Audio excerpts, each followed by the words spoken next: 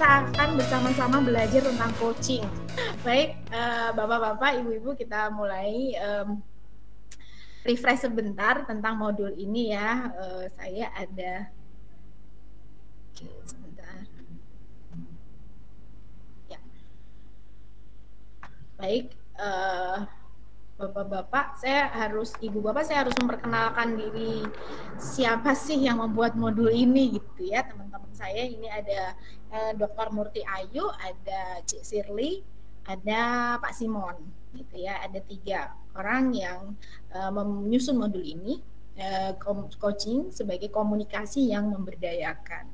Nah, ini mereka. Kemarin kami beberapa kali ketemu karena penulis modul kita ketemu, penulis modul guru penggerak dan penulis modul pengajar praktek, kita ketemu untuk sinkronisasi, integrasi antar modul gitu ya, supaya nanti pengajar praktek dan bisa mendampingi guru penggerak dan saling terintegrasi.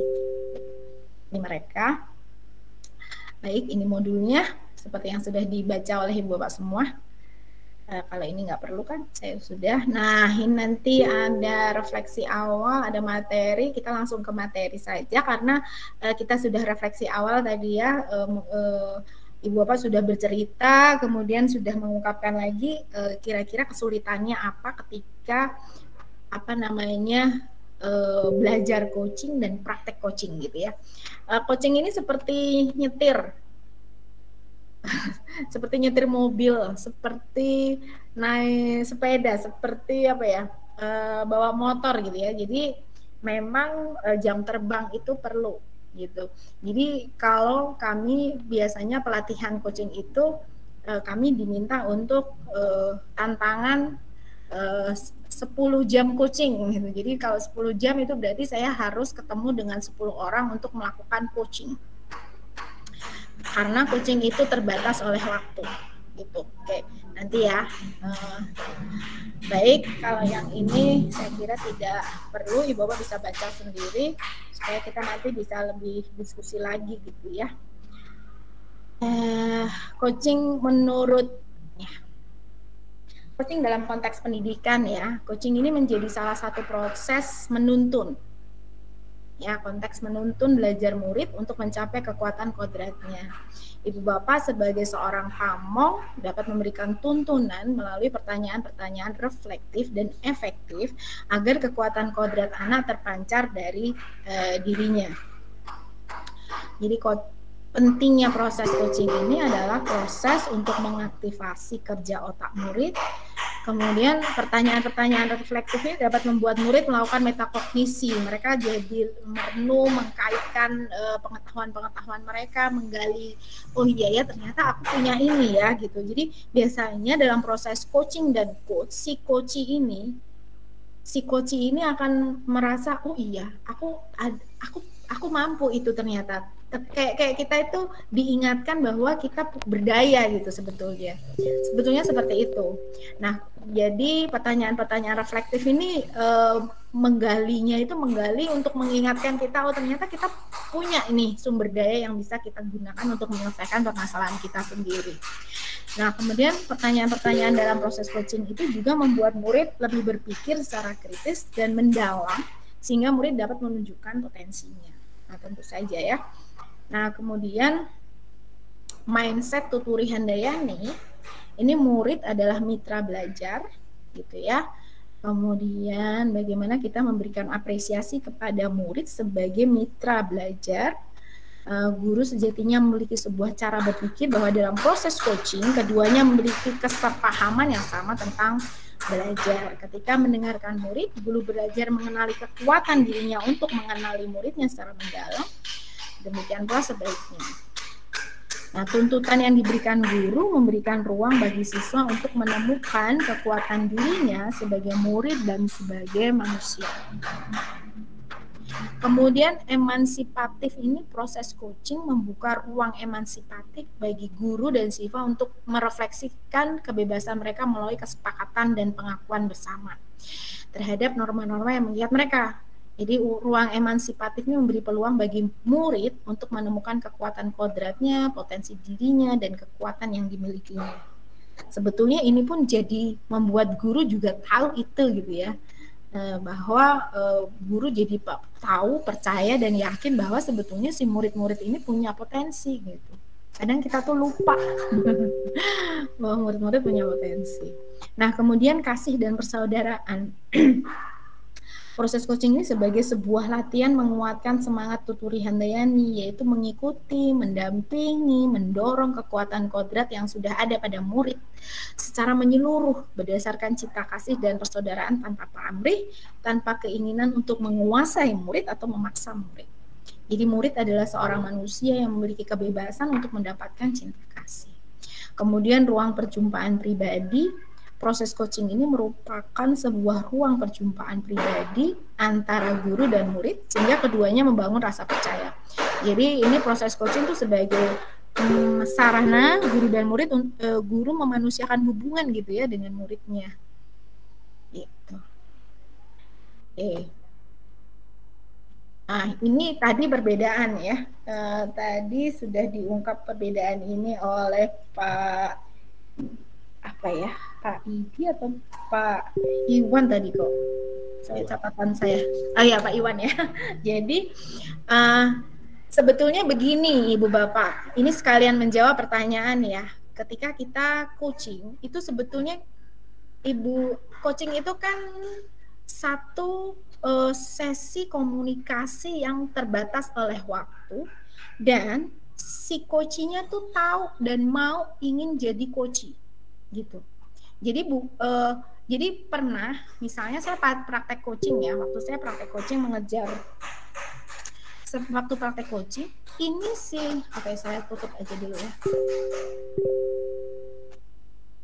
Jadi ketika praktek coaching ya Pak Ibu, itu ternyata si coachingnya ini bukan tidak butuh untuk menjadi di coach, tidak butuh di coach, tapi dia butuhnya di mentoring gitu. Jadi memang tidak bisa kita memaksa gitu Ibu Bapak. Jadi kalau misalnya si Bu siapa tadi Ibu Aan tadi yang ini temennya kok teman saya konsultasi kok malah disuruh menggali sendiri gitu ya, cari solusi sendiri gitu. Padahal saya butuhnya di mentoring, atau saya butuhnya di konseling gitu ya. Saya butuhnya konseling. Jadi gini, coaching itu sebetulnya antara coach dan coach itu sama-sama sadar dan si coach itu tahu kalau dia lagi di coach gitu. Kalau yang untuk orang dewasa seperti itu Pak. Jadi walaupun Bapak nih misalnya Pak Dendi nih kecil sendiri makne gitu ya di sekolahnya gitu ya, tetap bisa. Jadi yang misalnya waktu saya praktek coaching yang jadi coach saya itu sangat jauh lebih muda dari saya gitu.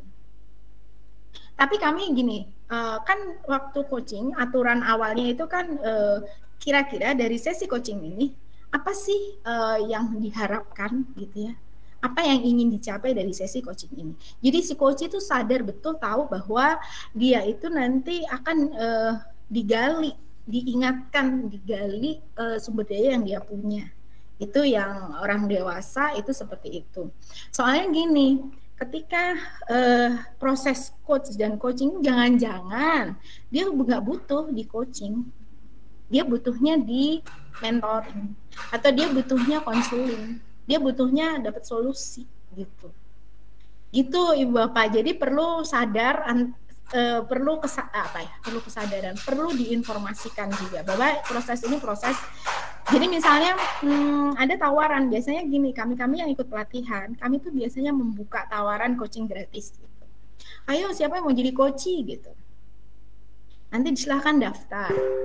Nah jadi yang jadi coach ini tahu kalau dia memang mau di coach gitu. Nah ketika dia tahu, maka ya seperti yang kendala-kendala yang Ibu Bapak sampaikan tadi tidak akan terjadi gitu, karena dia memang secara sadar. Nah kemudian dalam proses ini kita kan pakai Tirta, kemudian kita pakai pertanyaan-pertanyaan terbuka gitu ya, terarah gitu ya. Memang itu sarana, pertanyaan-pertanyaan ini sarana untuk kita menggali dan kayak kalau ibu bapak pernah jadi coach kan, jadi oh iya gitu ya, oh iya saya bisa, oh iya saya ada solusinya gitu. Jadi memang seperti itu. Itu kira-kira ya ibu bapak, saya lanjutkan dulu, nanti kita diskusi lagi.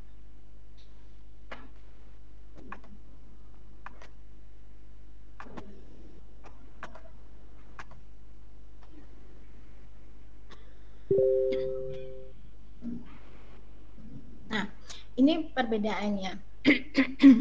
Kalau mentoring lebih membagi pengalaman. Kalau ini coachingnya menemukan ide baru, atau coachingnya menemukan sesuatu yang sebetulnya sudah ada dalam dirinya, jadi keluar gitu. Kemudian kalau konseling lebih ke membantu konseling memecahkan masalah. Kalau yang coaching nih kemitraannya setara. Kalau mentoring biasanya orang-orang yang lebih berpengalaman gitu ya. Seperti ibu bapak misalnya ingin belajar sesuatu atau waktu menghadapi permasalahan sesuatu tanya kepada orang yang lebih berpengalaman untuk berbagi tipsnya gitu ya, itu mentoring. Kemudian kalau konseling lebih ke hubungan antara seseorang ahli, konselor biasanya langsung memberi solusi gitu. Kalau yang mentoring ini lebih ke pengalamannya dulu. Kira-kira seperti itu. Kemudian ini si penyusun modul itu mencoba menghubungkan coaching dengan sistem AMONG. Ya jelas ya, maksudnya di dalam coaching ini kalau ibu bapak sudah praktek, ibu bapak pasti merasakan sistem AMONG ini terjadi dalam diri ibu bapak ya. Bagaimana ibu bapak nanti menuntun si coaching. Nih, yang kedua, pendampingan yang kita lakukan bagi anak-anak didik kita sesungguhnya memberikan arti dalam proses tumbuh kembang sehingga para coaching mengalami proses yang bermakna dari setiap langkah tirta yang dijalani dan potensi mereka tergali optimal. Oke, nah kemudian arti ini adalah apresiasi rencana tulus dan inquiry. Jadi dalam proses coaching memposisikan coaching sebagai mitra, kemudian ada rencana, kita bikin rancangannya, kemudian being present in the coaching session ini memang benar-benar makanya coaching ini terbatas oleh waktu ya, jadi mesti ngomong 1 jam mendatang gitu ya. Karena kita harus utuh fokus di sesi coaching ini. Kalau tidak kita tidak bisa akan kesulitan ketika menggali. Kadang pertanyaan kita jadi nggak nyambung nanti. Kemudian di inquiry ini ya dalam proses coaching tentu saja coach akan menuntut agar coach dapat menggali, memetakan situasi sehingga menghasilkan pemikiran atau ide baru atas situasi yang dihadapinya. Atau bahkan yang tadi saya sampaikan dia sudah punya, gitu, dia sudah tahu sebetulnya. Kita cuma ngingetin aja. Itu juga bisa terjadi, tapi biasanya untuk yang orang-orang dewasa. Nah, gimana kalau untuk murid-murid? Gitu. Kan kita nggak mungkin bilang, ayo aku coach, kamu jadi coach gitu ya. Atau kecuali murid-murid yang memang sudah tahu ya. Atau kalau yang belum, nah kita harus petakan dulu profiling. Si murid ini butuh apa? Butuh kita coach, atau butuh kita mentoring, atau butuh kita konseling? Gitu. Jadi kita sendiri, kalau yang orang dewasa kita bisa bilang, tapi kalau murid-murid mungkin ada satu sisi yang ibu bapak aku mau lihat dulu lah anaknya ini kayaknya butuh diapain. Maksudnya butuh diapain itu butuh di saya di coaching, atau butuh saya mentoring, atau butuh saya konseling gitu. Jadi tidak memang tergantung juga sih ibu bapak, jadi luas kondisinya ya, jadi tidak bisa memaksakan. Mungkin itu pun yang terjadi di murid-murid TK gitu ya, di murid-murid TK. Si anak ini ketika kita pakai segitiga restitusi kok enak sekali gitu ya. Tapi kalau pakai coaching mungkin si anak ini belum merasa nyaman untuk mengungkapkan apa yang sebetulnya mengungkapkan jawaban dari pertanyaan ibu bapak. Jadi memang coaching ini komunikasi yang memberdayakan. Of all the life skill available to us, communication is perhaps the most empowering gitu ya. Ada komunikasi asertif, ini tidak saya itu ya, ada komunikasi aktif, Komunikasi aktif itu mendengar dan mendengarkan gitu ya. Di proses coaching ini sebetulnya ibu bapak lebih banyak mendengarkan gitu ya. Mendengarkan, kemudian menangkap kata kunci, memberi pertanyaan yang memberdayakan. Nah, ini mengapa penting untuk membangun hubungan. Ada try one, ini yang sudah gue pelajari di modul 1.2 atau 1.3 ya. 1.2 ya, tentang fungsi kerja otak, kemudian otak manusia. Jadi kita memunculkan otak manusia, otak kebijakan, human sapien gitu ya, otak kebijakan. Berpikir lambat gitu ya. Oke. Nah, sebagai pendengar aktif itu, sebagai pendengar aktif itu telinga untuk mendengar. Jadi ini think namanya, bahasanya think. Isinya eyes to see, hear to feel, mind to think, ears to hear gitu. Jadi ketika kita mendengar dan memahami itu kita tidak boleh berpersepsi gitu. Kita harus zero persepsi. Kita mendengar dan memahami. Jadi memang di dalam proses coaching ini kita harus menahan diri, zero persepsi betul. Jadi benar-benar ketika kita menggali itu lebih ke si coachingnya gitu, yang jadi subjeknya gitu, bukan kita. Misalnya nih, melabel murid dari sudut pandang kita, kemudian kita punya asumsi tersendiri, kita punya asosiasi tersendiri. Nah, ini yang harusnya dihilangkan ketika kita dalam proses coaching. Dan dalam proses counseling dan mentoring pun kadang saya juga melakukan ini. Gitu. Sebelum mendengar secara utuh, tidak buru-buru judging gitu ya. Oke. Nah, bertanya efektif itu apa aja? Terbuka, terbuka, bisa mengukur pemahaman, fokus pada tujuan, reflektif, eksplorasi, dan aksi. Nah, misalnya cara bertanya nih, daripada tanya, kenapa kamu tidak mengerjakan tugas? Fokus pertanyaan jadi apa saja yang dapat membantu kamu agar bisa mengerjakan tugas. Mengapa kamu mengumpulkan tugas terlambat? Lebih banyak pertanyaannya fokusnya pada perbaikan. Apa yang perlu kamu lakukan agar kamu bisa mengumpulkan tugas tepat waktu? Apa saja yang perlu kamu? Karena kalau tanyanya apa saja, pasti jawabannya akan banyak. Itu Ibu Bapak ya. Bagaimana kamu mengatasi rasa malas? Ceritakan kapan kamu merasa antusias melakukan sesuatu, bagaimana situasinya saat itu, apakah cara yang kamu gunakan saat itu bisa membantu kamu mengatasi apakah cara-cara yang kamu gunakan saat itu bisa membantu kamu mengatasi rasa malas yang saat ini kamu rasakan gitu. Jadi cara bertanya di coaching itu fokusnya pada perbaikan. Kemudian memberi umpan balik yang positif. Nah, percakapan pada coaching itu apa, siapa, di mana, kapan, dan bagaimana. Ibu Bapak yang terkenal itu kan kita pakai grow ya. Terus di modul ini kita pakai tirta. Murid diibaratkan air. Tugas guru memastikan air mengalir tanpa sumbatan. Nah, coaching ini alat untuk menyingkirkan sumbatan. Dalam model tirta kan mesti harus tahu dulu tujuan dari coaching ini apa. Tujuan dari sesi coaching ini apa, mau apa.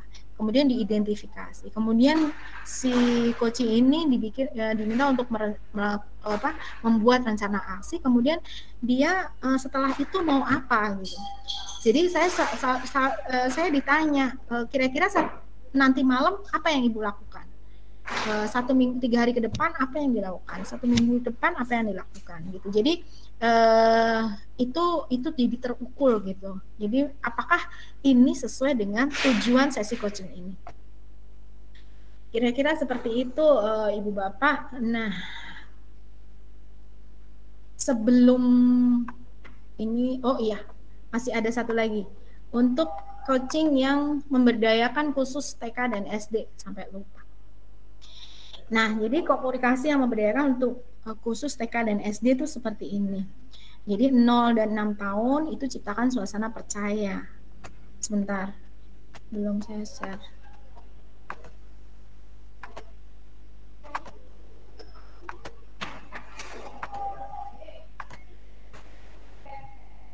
Nol 6 tahun itu ciptakan suasana percaya. Tahapan sensori ini ibu-ibu PAUD nih yang paham. Ciptakan rasa nyaman dan aman, eksplorasi, ciptakan inisiatif.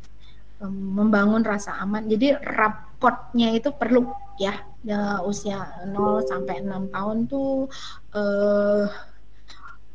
penting itu raportnya untuk kemudian dia bisa mengeluarkan menjawab pertanyaan-pertanyaan coaching kita gitu ya. Kemudian 6 sampai 12 tahun tahapan operasional konkret, kemudian lebih ke sosialisasi, identitas diri, perkembangan emosi dan bahasa, eksplorasi, mendengar aktif. Jadi kalau yang usia-usia 6 sampai 12 tahun lebih nyaman gitu ya. Kemudian lebih dari 12 tahun tahapan operasional formal, berpikir mereka sudah mampu berpikir konsep dan abstrak, kemudian identitas dirinya sudah mulai kuat. Jadi ketika mengajukan pertanyaan kita bisa dengan leluasa mengajukan pertanyaan reflektif dan efektif di usia lebih dari 12 tahun. Tapi di 6-12 tahun kita sebagai pendengar aktif. Nah, di usia 6-12 tahun, nah kemudian dari pendengar aktif itu ibu bapak bisa mencatat kata-kata kuncinya, kemudian itu yang ditebalkan sebagai pertanyaan reflektif dan efektif di usia 6-12 tahun dengan bahasa anak-anak. Nah, kalau 0 sampai 6 itu lebih ke membangun kedekatan dulu. Mungkin proses coaching tidak bisa terjadi satu kali selesai gitu ya di usia PAUD. Mungkin butuh beberapa kali gitu untuk menyelesaikan proses coaching ini. Misalnya seperti itu. Tapi sekali lagi ibu bapak, kita perlu tahu ya anak-anak kita ini butuh apa sih gitu. Kalau yang orang dewasa kan juga siapa yang saya ingin praktek coaching nih. Coaching itu apa? Biasanya katanya gitu ya. Nah, kemudian kita jelaskan sedikit. Mau yuk di coaching sama saya gitu ya. Gratis nih. Tahu nggak Bapak Ibu? Coach proses sesi coaching dalam 1 jam oleh coach certified itu bisa biaya per jamnya bisa jutaan gitu. Dan ibu bapak bisa gratis gitu ya sebagai latihan coaching gitu ya. Jadi nah nanti kalau yang teman-teman sesama guru itu bisa kita diskusi secara awal seperti itu. Tapi untuk murid-murid mungkin kita bisa lihat kebutuhan mereka apa. Di teman guru pun bisa juga ya kita lihat kebutuhan mereka apa, mau di mentoring, apa mau di konseling, apa mau di coaching. Kalau di murid kita bisa profiling dulu, nih murid kayaknya pasnya diapain dulu ya, maksudnya kita kira dia ibu bapak udah tahu nih, oh anak ini anak berpotensi nih gitu ya, supaya dia lebih percaya diri kita pakai coaching, kayaknya pas nggak ya? Coba deh kalau saya pakai coaching. Tapi kalau ternyata setelah dikasih pertanyaan jawaban dia adalah pokoknya nggak bisa. Saya punya murid ya, mau saya coaching gitu ya waktu itu. Tapi jawaban dia selalu negatif. Ya, saya nggak bisa.